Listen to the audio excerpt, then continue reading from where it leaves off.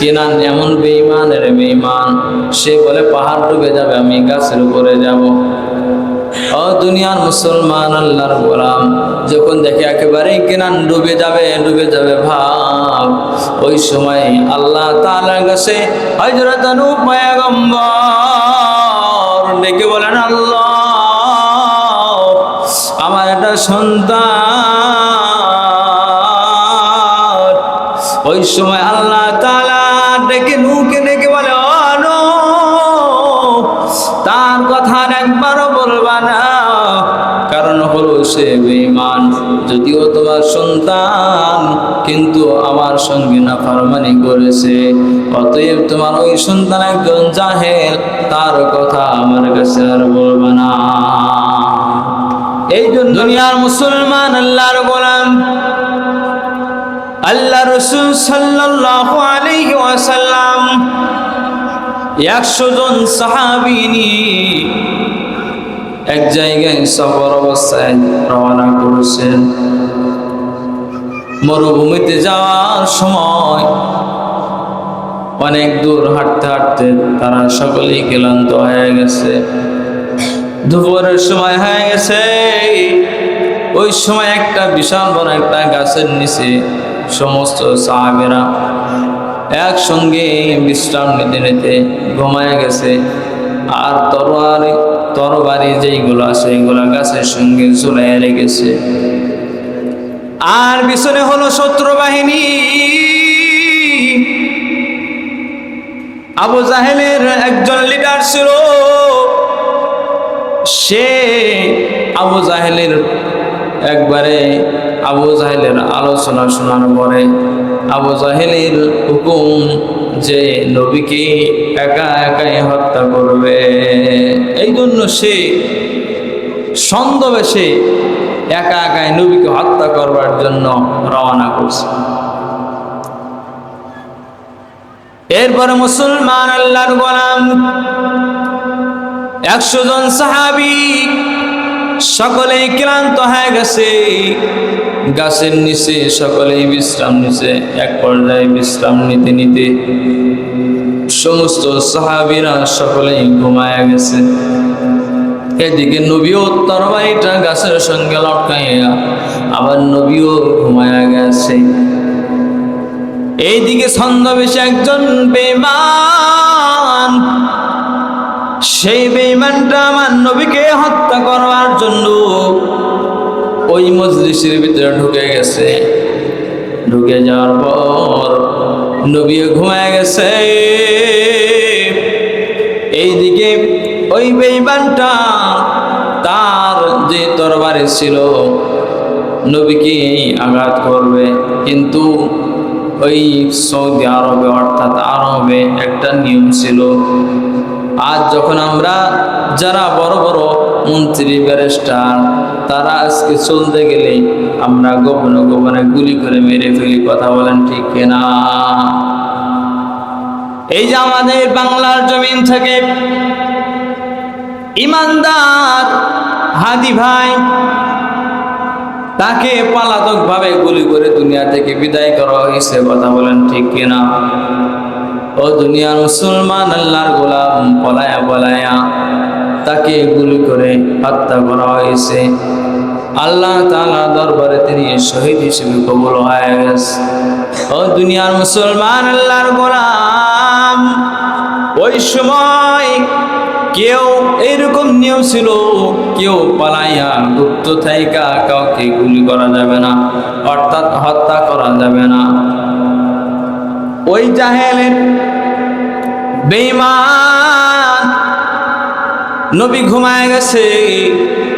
নবীকে ডাক দেয়া কয়, নবী ওঠো, হে মুহাম্মদ ওঠ, তোকে আমি হত্যা করবো এলে তরবারি। ওই বেঈমানটাও তরবারি নিয়ে নবীর ঘুমটা ভাঙার সঙ্গে সঙ্গে নবীর একটু ভয়ে দাঁড় বসে গেছেন। ডাক দেওয়ার পরে, এ বেঈমান, তুই এইখানে কেন বল? বেঈমান ডেকে বলে, তোমার জান নেবার জন্য আমি আসছি। নবীকে বলে, ও ওই সময় নবী তার জবান মুবারক দিয়ে একটা কথা বলেছেন। তিনি বলেন, আল্লাহু আকবার, আল্লাহ বড়, আল্লাহ ছাড়া আমাকে কেউ দুনিয়া থেকে বিদায় করতে পারবে না। সুবহানাল্লাহ।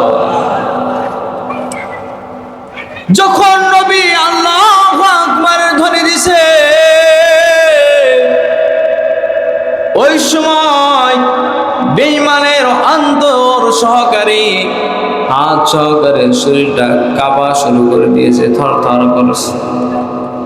এই দেখা বেঈমান এক পর্যায়ে থরথর কাঁপতে কাঁপতে জমিনের ভিতরে পড়ে গেল।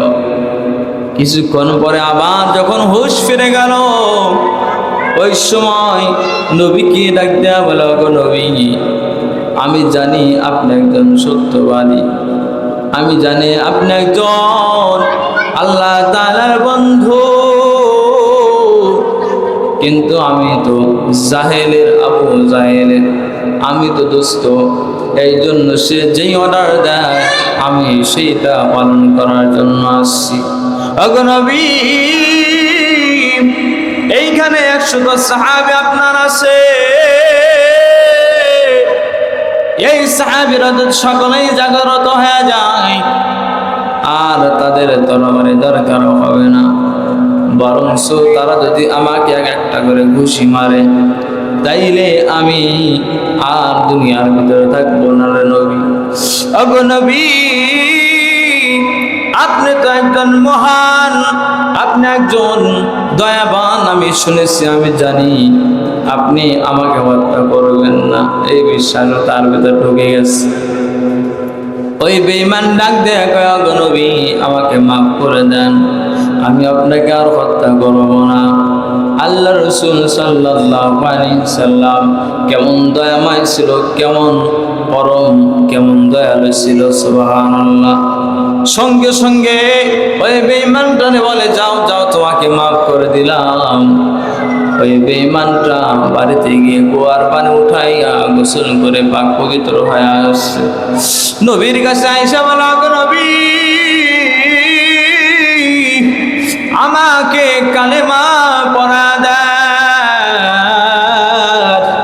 সঙ্গে সঙ্গে আল্লাহ রাসূল সাল্লাল্লাহু আলাইহি সাল্লাম কালেমা শাহাদাত পড়াইয়া মুসলমান বানায় দিলেন। বলেন সুবহানাল্লাহ। দেখেন কত নবীর দয়া ছিল, কত মুহাব্বত ছিল।